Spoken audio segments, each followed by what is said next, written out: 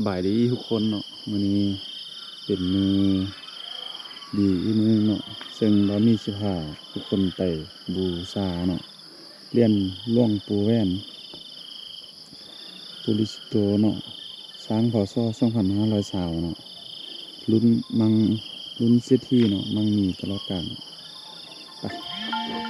ไปเบิ่งกันว่าเรียนนี่สิงามหรือสิ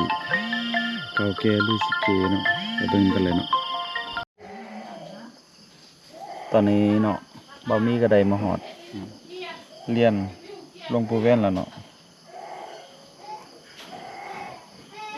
เชิงช้างพศ2520รุ่นมหาเศรษฐีมังมีเนาะตลอดกาลนี่กำลังไปบูชา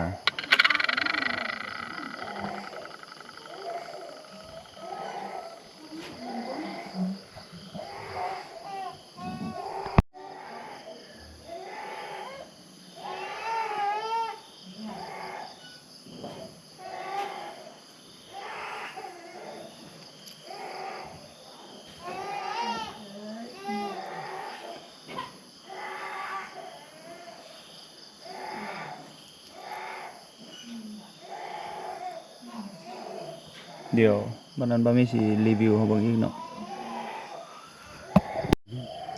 จะรักษาเขาเรียนพอปลอดภัยได้ที่ผมให้เขายันหนีส้มใส่เรื่องอะไรให้มันโอ้ไปทางใดเมื่อก็เกาะเก่งนี่อื่นยังจะก็จะกรรมหรือความเฉวียนโอ้คนทำรักษาเข้าปลอดภัยอันนี้มันยินเขาเด้อสงสัยได้ให้มันเขาเด้อ